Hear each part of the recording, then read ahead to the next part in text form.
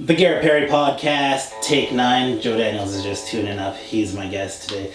The name of this episode is the Joe Daniels Podcast. I'd like to start off this interview by saying hi. Hey man, how's it going? You get me on your podcast. Thanks for having me, man. Yeah, dude, I have a massive audience. My last podcast had 11 views, so oh shit! congratulations. I made it. It is viral. I think that's officially a virus. Okay. It's like the herpes of the internet. Yeah, we have a few subjects. We could do some music reviews later. I want to talk about music and shit and the passion. I want to talk a bit about the Daniel Brothers band, music in particular, and my future country album I am working on. Oh shit! I want to talk about the Brazen Harlots, and then, yeah, I think those are a few things that I would like to talk about during this. Right. But I'd like to start off with talking about your podcast. I hear there really is a podcast that you were on. What is it? Yeah, I mean the one here? The one that you do. Yeah, the one we do is, we call it Talking Shit at the Jam Shack. Talking Shit at the Jam Shack. Yeah, and it's where we get together, we sip on some brews, and we just talk shit to each other. Well, not to each other, but, just talk bullshit about whatever's going on in the world at the time. So is it like topical, like a magazine style podcast? Sometimes it can be about current events and shit like that. Sometimes it'll be, we get derailed by hockey and MMA a lot. Do your fans like the MMA talk? No fans yet. No fans? Nothing on the internet yet. No news for you? I want to edit it. So this is just like an imaginary podcast. It's an imaginary podcast. That's exactly what it is. We like to pretend to be radio show hosts once in a while. So you record them though, so they're tapes. Yeah, they're cassettes. No. They're. It would have been cooler if it was on cassette. It would have been pretty cool if they're on cassette. I mean, what's your hold up, man? If it's digital, it's pretty much like, hey, internet, suck this dick. Yeah. I don't know. I think it's more just. I want to edit out some of the shit. I mean, I don't know if I want to edit, but I want to review the episodes before we release them. And that way we can... So what are you trying to avoid? Confrontation? Not necessarily confrontation, but just like... sometimes in the heat of the moment, people go for a drunken joke that's just too far. That Examples. It's irredeemable. Examples. What's an irredeemable joke for the Joe Daniels podcast? It gets pretty deep, man. Okay. I mean, there's all sorts of like black jokes, Jew jokes. Oh, so you have problems with blacks and Jews? I see how it is. No, man. All right, let's keep going on. I'm not offended yet. Yeah, well, the thing is, it's just, I guess we try to say the most shocking shit to each other all the time, just in regular conversation, you know what I mean? Right. Just to try just like everybody else in the world. The most shock value type of joke, right? Exactly, and so sometimes it gets out there. Maybe you're right. Maybe I'm just being a pussy and I should just put it out. Yeah. I don't know. I think so. I think you're just a pussy. Okay. I got an example of a conversation that happened. One of the hosts of the podcast is named Jasper. And he was talking about conversations he had on the internet. And he's talking about how the whole Black Lives Matter movement is he doesn't see a whole lot of basis for it other than like entitlement or whatever, you know what I mean? And so, but he phrased it pretty shittily. Okay. He's like, whenever people talk to me about like oppression on black people in America, they just bring up like slavery. And I caught him right there. I was like, what do you mean just slavery, man? It's a pretty fucking big deal. Yeah. Well, I think you should put it out there, man. I think people enjoy it. People like the honesty. People like the conversation side of podcasts. Right, yeah, you're probably right, man. Probably. I am right. You are right. Definitely, you've been doing this. But censoring yourself doesn't do anybody any favors, right? No, true. Censor your art, like that. People can tell. It's like, what the fuck? That's true. This is bullshit. It's all filler, no killer, and you want to take out the best fucking parts. That's true, man. The killer parts. You're probably onto something there, man. You're definitely onto something. So I guess I'll follow your advice. Just put the fucking things out there. I got them dated. I didn't start dating them until they're like 8 months in or something. Holy shit! I've only been doing this for a couple months. This is episode number 9. Oh, dude, yeah, we got like 2015. The last half of 2015 kind of backlogged, and then That's like 2 years ago, buddy. yeah, and then 2016 we got it almost all the way through. Holy And then we shit! stopped like the last quarter of 2016, and we haven't done it. We've been just doing it sporadically ever since then. And the guys are kind of out of it because we have no audience. I don't blame them. Well, you gotta make it available if you want an audience. You gotta give it to them, man. Yeah. Or at least have the fucking possibility.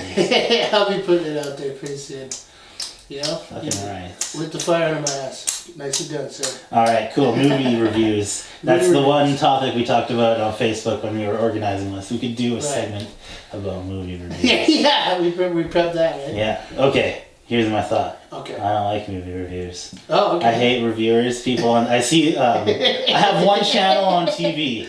I have Global, so I watch Global News, and during the Global News, they have a movie review critic come on, Oh, okay. and she just comes on and shits on movies. What? Yeah, No everyone's seen way. a movie. I'm like, fuck Oh you, my God. bitch. Okay, well, what if we do recommendations instead? Recommendations? Yeah. All right. Yeah. Sounds good. A movie that we should watch, and why? A movie we should watch a lot.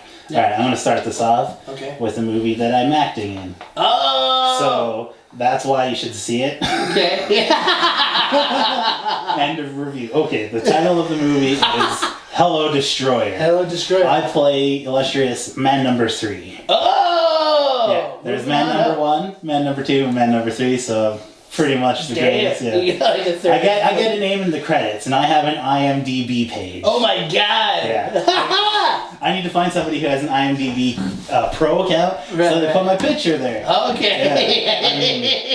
Working on some pictures Yeah, ideas. you should get like a dope ass headshot with like a tux or whatever. And That's what I was thinking. Make like a Or backdrop so it looks like you're at a premiere and shit. I'm gonna do a picture where I'm completely naked. Oh! But I'm gonna be like turned around. It's not. You're not gonna be able to. Yeah, see. it's It's not be just- tasteful. Tasteful, there you go. But you gotta see my butt. Yeah. And it's all about body image. Positive body image. Yeah.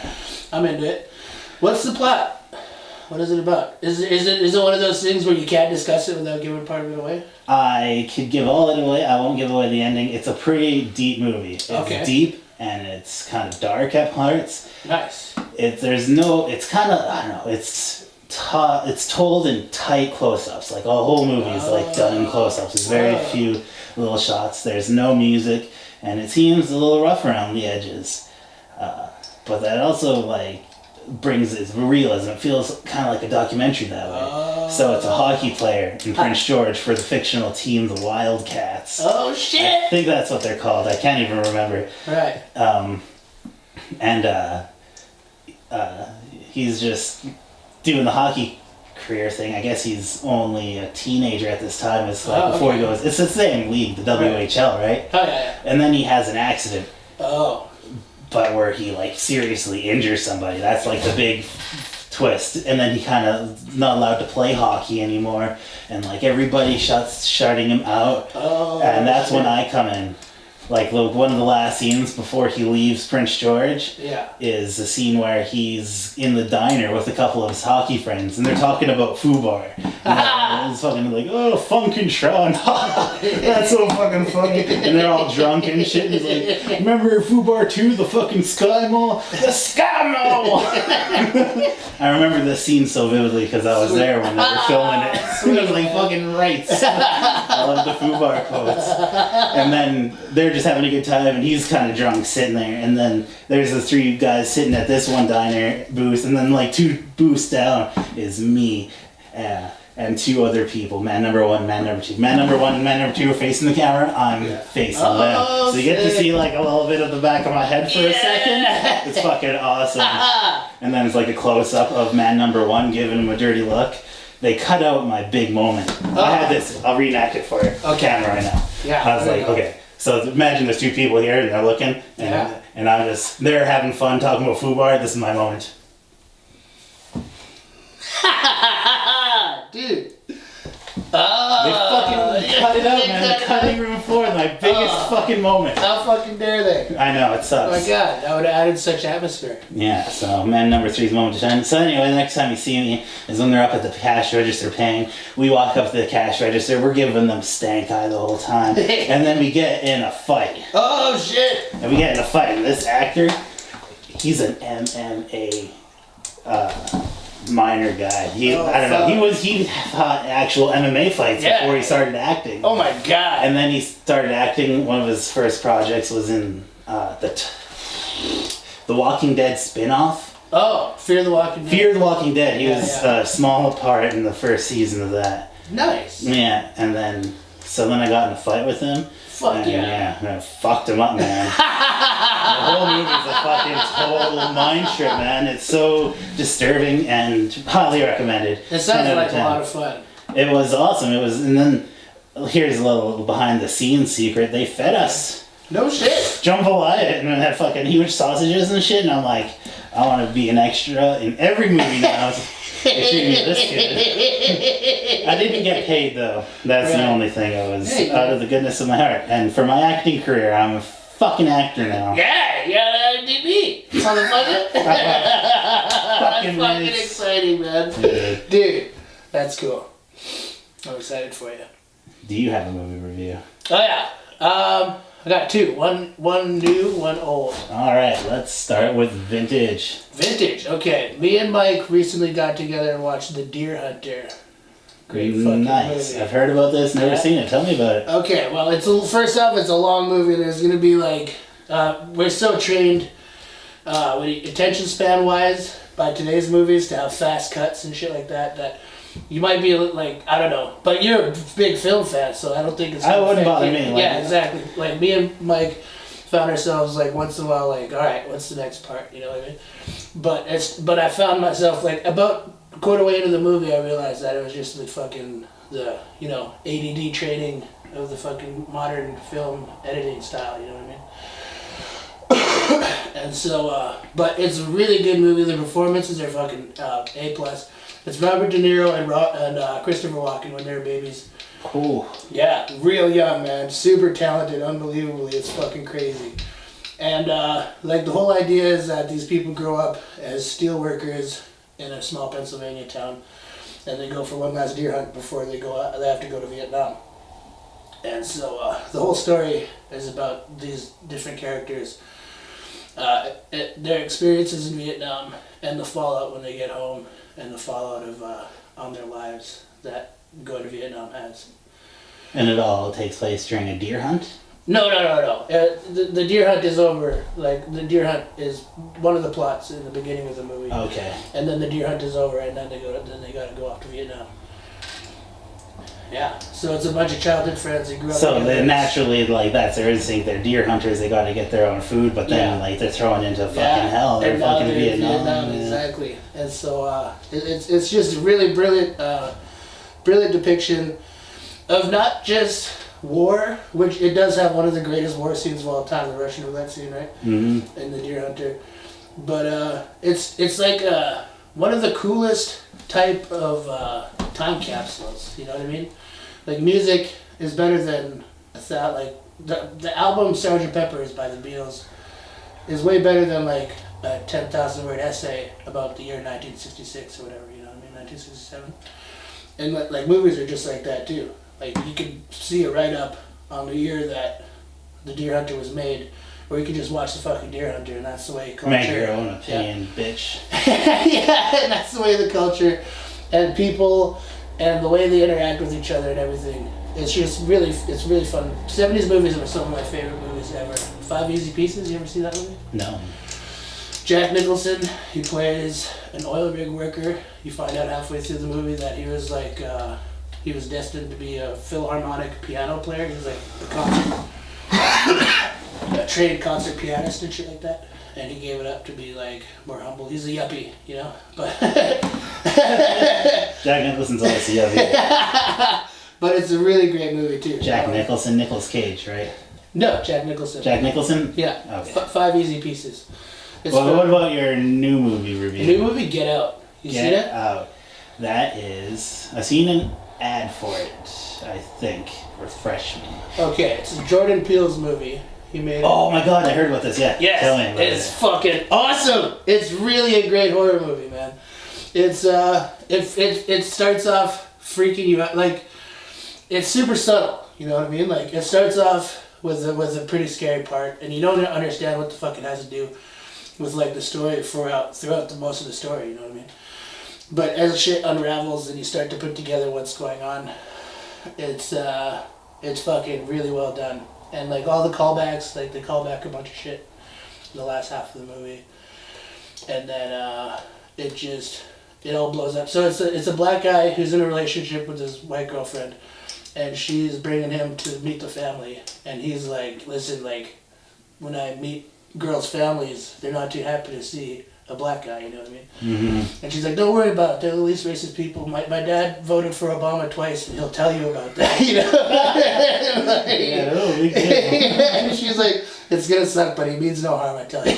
So he gets out there, and they're just fucking weird. They're so weird, you know? It's like, you know, you ever see someone do the overcompensating race thing? It's like, oh, you're Native. You know, one of my favorite movies is Smoke Signals. Like, fuck, I love Indians. It's almost... My great ancestor was a princess, a native princess.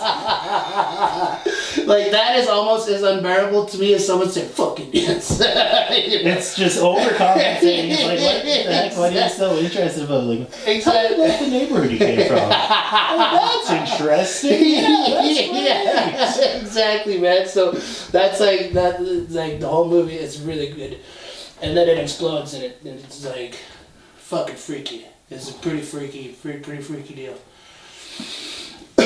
Jordan Peele, man, who'd thought he'd be such a fucking great filmmaker. Yeah, no doubt. I like... His comedy is on point, though. For sure. Oh, there's some great comedic moments in there, too. Dude. And there's moments that get you on the protagonist side so hard that you're just, like, cheering. Like, ah! Oh, yeah. It's really good, man. That's fucking awesome. Yeah, it's a really good movie. So that's my 2 movie recommendations. Do I have to make a second movie recommendation? If you want. Have you seen the movie Keanu? Keanu. No, I heard about it. I saw some of the press they did for it. Yeah, it's awesome. It's like a Key and Peele movie, but they're in characters the whole time, the same characters, and they're just like, I don't know, they're almost like white black people, and one of them gets this kitten, and he names him Keanu, and he's just the cutest little white kitten ever, and he starts taking pictures of him, and he's making calendars, and he just like found the love of his life, and then it turns out that everybody loves this kitten, and this kitten came from like a mob boss, and the mob boss wants his kitten back. Oh shit!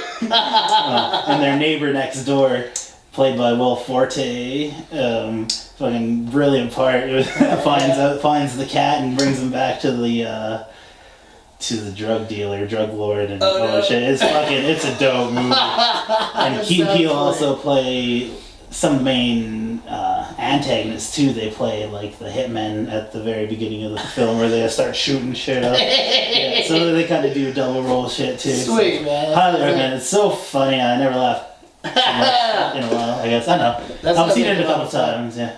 That sounds like a lot of fun, man. I actually rented it when it first came out. I'm like, hey, really? I never rented movies in a long time, man. And now the rental business is out of business. Oh, no. Hollywood Video is gone. Oh my god, it's over, man. That's the era. It's fucking done. It's over forever. Can't rent a movie no more. You can only watch it on Not from a person. You can fucking rent it from a machine. Yeah, computers. Mm-hmm. Fucking ridiculous. Yeah, I like having DVDs anyway. Yeah. That's my second movie review. Cool, man. Also, get out tons of racial subtext. Like, there's just shit all over it that you're like, whoa, fuck. Yeah. You know? I think that's really important too. Yeah, for sure. I think I've experienced racism against myself for being white. Damn. Oh, yeah. By Native people, kids my own age in high school. I went to, it was kind of a weird situation at high school, because we're all bused from different communities in grade 8, and so when I met a lot of these kids, and they all knew each other. These kids, I hear you. Fucking dumb, dude. Indians are some of the most racist people I've ever met in my life. It's awful. I felt it from in elementary school from Mrs. Morg. Oh, yeah. Fucking, she hated white kids. She hated me. I was brown, but I was from the city. She hated me. Yeah. Like, that's fucking... That's true. You also had an attitude. Yeah, I was fucking... I had a serious attitude problem, man. But you fix that with music. Yes, exactly. This is my fucking medication. That is your baby. What's that guitar's name? This guitar is Shania Twang. Shania Twang. She got a twangy sound. She's bitch. Coming up about 10-year anniversary, actually. Yeah, it has a lot of wear on it. I think that's so dope. It's pretty cool. Yeah. It kind of cheated. It had a nitrocellulose finish, is what they call it, I guess. So it's just quick to wear? Yeah. So what it is that it's like a matte, thin layer of paint, and as you use it, it wears off, but also as you use it, it turns into gloss finish. And so it wears off and then it glosses over. And so some of this wear and tear is permanently set like this. Like that might never change again. But some of this other stuff hasn't quite gotten enough friction to get turned into glass yet, like up here. Do you think the color of the headstock will change? Not the headstock, but the actual back of the neck with sweat? Yeah, definitely. Eventually, like this happened. There's a little divot there. A little nick. From a staircase, and just traveling over it over and over again, it's got like residue and shit penetrating inside there. But this, I got it in the second week of July 2007. Oh shit, that's coming up, anniversary time. Going up pretty quick. It was made actually right around this time last year, 10 years ago. It was manufactured. What are you gonna do for its birthday? I don't know. Cake? That's a good idea, actually, because second week of July we're playing 2 gigs. We're playing the 15th at North Pacific Cannery, and July 16th in Terrace Heritage Park for McElhaney's 50th anniversary. Fucking right. Mark your calendars, bitches. Hell yeah. Fucking shameless plug. But yeah, that would actually be cool to have a celebration for Shania Twang. Fucking 10 years old. I wonder what that is in guitar years. That's probably... That's 10 years. 10 years it's probably like a year in guitar years. Guitars don't die. Yeah, that's unless true, they're man. mistreated, but that's going to live forever. Yeah, oh yeah, this one's going to be in fucking museums one day. What do you call... Yeah, so this is my most treasured guitar. I got it from a student summer job. So you worked for it and you actually paid for it with your own money? It's the first big thing that I ever fucking got like that, you know what I mean? And so it really is, it's like a symbol of my independence, and it's my most stable axe. It's only quit on me once. Well, so what was the story? I heard Shania Twain died last time I was here. Yeah. And now she's back in action. Yeah. So what happened was the input jack, infamously faulty on some of these models. It's basically just a cup that they wedge in there and hope for the best, you know. And so you step on it once and the whole fucking thing falls out. Now you got your wires and shit. And so it disconnected, and I got a quote to get the shit reconnected from like pros, and it was exorbitant fees. How much? Like over $150. Oh shit, man! So you got a soldering gun? I got a soldering gun and some rosin core solder, and I practiced a whole bunch before I ever fucking touched this. Awesome, man! Yeah, and so now that's a skill that I got. So Jack's bass guitar gave out on us. Your bassist for the Brazen Harlots. Yeah, for the Brazen Harlots. I'm in a band called the Brazen Harlots. Find us on Facebook, Twitter, Instagram. But Jack's guitar quit on him, and we took a look at the wiring, and it turned out that was exactly what was going on. So crazy. Easy fix, solder it up, and now that's a super valuable skill. Okay, right. You're also known for writing music. Yes. So you're what? Songwriter. How do I do that? How do you do that? I'm gonna take some notes here because I want to write some good music, and I know you're a pro, so just how to write good music with Joe Daniels. I don't know, man. I'm not sure if you can take this to the bank, but need to cash a check quick, bro. So I usually just follow the music, you know. I just fuck around with riffs all day. And then once you find something cool, And sometimes it can start with like trying to figure out a song that you like on the radio or something.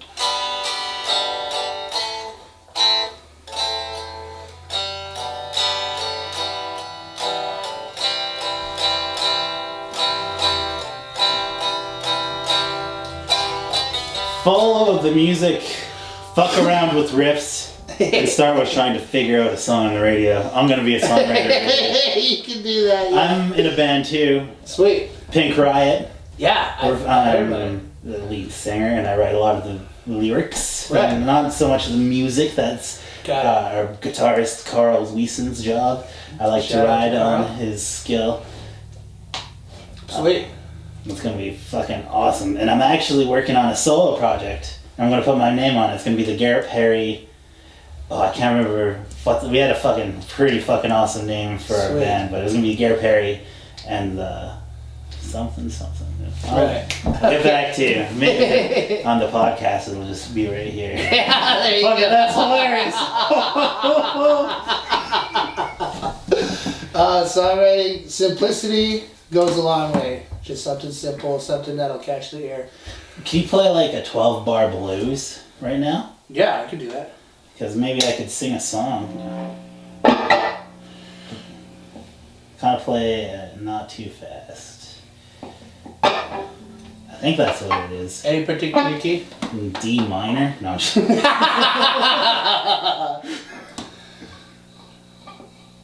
go B. Okay.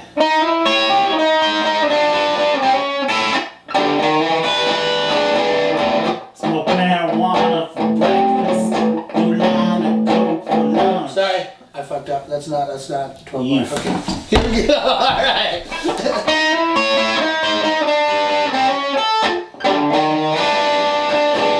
Smoke marijuana for breakfast. Do a line of coke for lunch. Tomorrow we'll have them together. And a little time called brunch. Smoking a bone. It ain't wrong. Smoking a bone, until it's gone.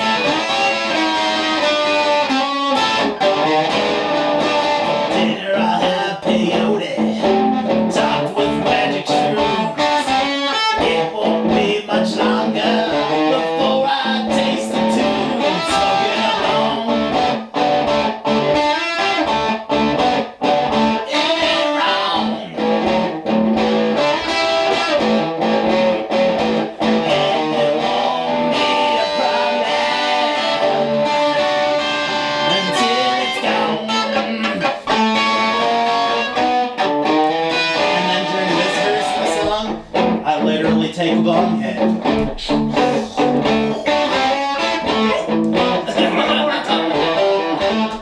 Cough it up.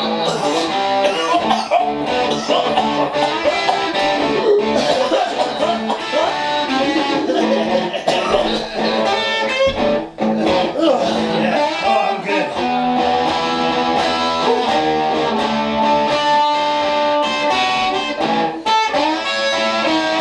I'll do another verse.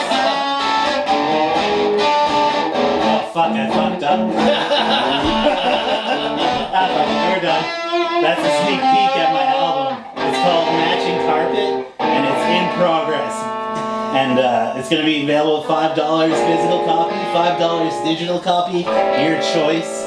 Sick. And fucking maybe one day it'll be a cassette. It's not that out of the realm of possibilities. Wait, run that pricing scheme by me again? It's gonna be $5 for a physical copy or a digital copy. You have to buy it online. Okay. You'll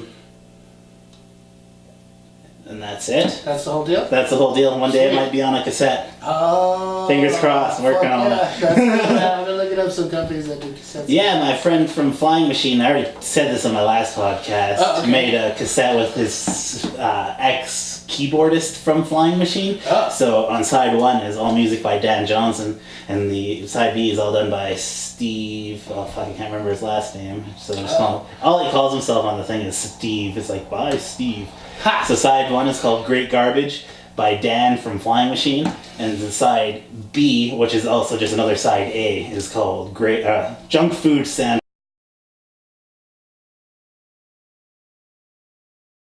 All right.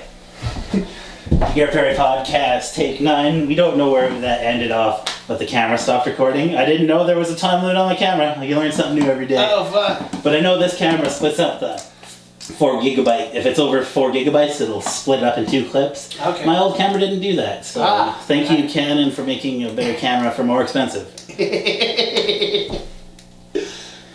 So anyway, quit like in the middle of our movie. that time ago, I don't think so. I think usually when it stops recording, it's only like 10 seconds to 15. That's what it was on my old camera. Maybe it's different on this one. Yeah. So hopefully that wasn't too rough of an edit for everybody. I was just asking, maybe covering some of your songs. Maybe we could just cover some of your songs right now for the podcast. What do you feel about that? It's been a while since I played something. Alright, well, let's play some of your more familiar ones. Okay. What have I played recently? I played Drunk All the Time recently. That's one of my favorites. That is literally my favorite. Okay, you want to hear that? Want to do that one? Yes, let's do that one. Okay.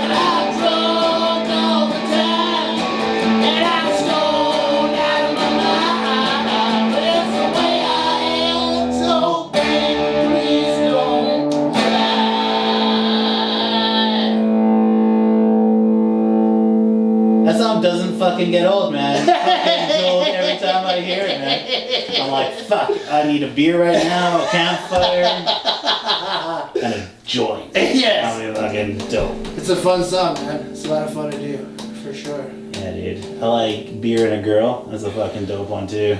Just a beer and a girl. Just a beer and a girl. Just a beer and a girl. Yeah,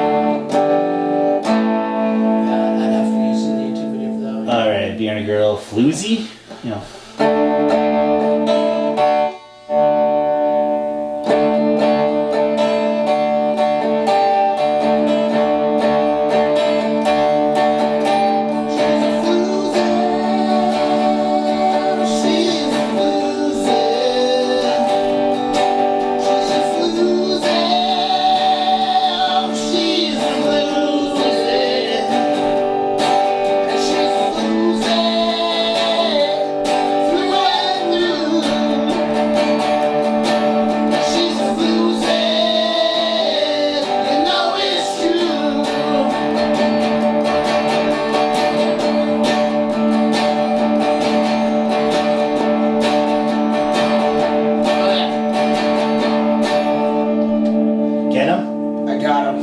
fucker from hell spawn. I fucking hate mosquitoes, man.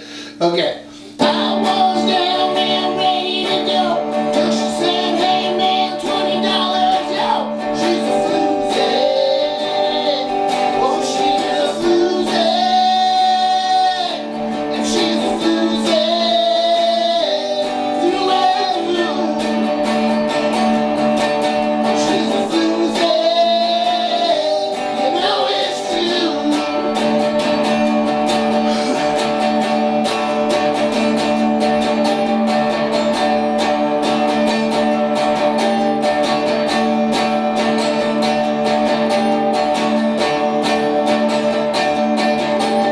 Well, like I said, I was ready to go, so I took the reach in my pocket and I gave her the go. She's a floozy. She's a floozy. And she's a floozy. Through and through. And she's a floozy. You know it's true. It's floozy.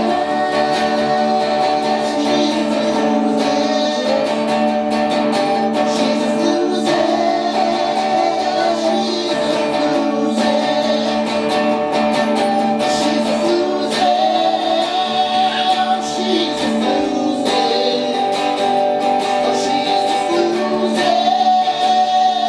She's a floozy. She's a floozy. Through and through. She's a floozy. You know it's true.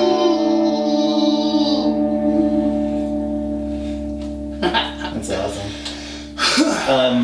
The hit single for my song, it's still a work in progress, so I'll just recite you some of the lines from it. Okay. You make love to me, and it's organic. Oh no, it's orgasmic. You cook me a big dinner, and it's orgasmic. I think it's like the fucking same words. So I gave you the keys to my truck, and when I gave you the keys to my truck, you got the keys to my heart. It's gonna be the fucking most cringiest country music ever. Dude, you did some country music. Have you heard Wheeler Walker? Wheeler Walker Jr.? No. Oh my God, you gotta hear his music, man. It's the best, it's the greatest shit. He went, as a comedian, he went to Nashville and he put up his own money to make a country record that sounds like old school country, right? But he's not censoring himself in any way, shape, or form whatsoever, right? It's the greatest thing I've ever heard, man. He's got a song called Eating Pussy and Kicking Ass. That's gotta be my idol when I made this album before I start working on my album. Yeah. I need some raunchy shit. Yeah, oh, he's the greatest. Eating Pussy, Kicking Ass. His big single off the record was FYB, which stands for Fuck You, Bitch. Yes, it's fantastic. Oh my god. You really gotta check him out. Wheeler Walker Jr. What else? What the fuck? Oh, he's some incredible fucking lyrics. It's so funny. Like Family Tree, some of the fucking craziest shit you'll ever hear in music. Oh no. Ever. Oh no. It's bad already. Yeah, dude. Just the fucking. And so, but yeah, he fucking spells it out. He doesn't censor himself one little bit. He's from Nashville, and he's so. It's like juxtaposing the best sounding country to come out in like 20 years with like the fucking gnarliest lyrics you've ever heard in your life. That's fucking awesome, man. Yeah, it's so funny. It's really good because like you're jamming out 1 second and then like this is just a good country song and then like you hear some of the lyrics like what the fuck did he just say? Can you say that on a country record? And on some songs like at the end of Eating Pussy Kicking Ass, like the band quits on him. Hey, why'd you stop playing, man? What the fuck? That's too much for me, man. Like, I don't want my name on this. You can hear one of the backup musicians sing that. That's awesome. Holy shit. Hell yeah. So his debut album Wheeler Walker's debut album called Redneck Shit, and then he just put out his follow-up this year called Old Wheeler. So good. Fucking hilarious. The lead single off his new album was called Pussy King. the greatest, man. That's fucking awesome. I think we need to put an end to this. It's been going on for far too long, my friend. Has it? Okay. We need some of this camera space because we're shooting a music video for the Brazen Harlots. True that. We need the camera space. So, let's end this show on a fucking bang. You want to end it solo with a fucking song? Yeah, that sounds good. For sure. Fucking awesome, bitch. I'm going to play one that I wrote a while back. And it was one that I play with the Brazen Harlots now.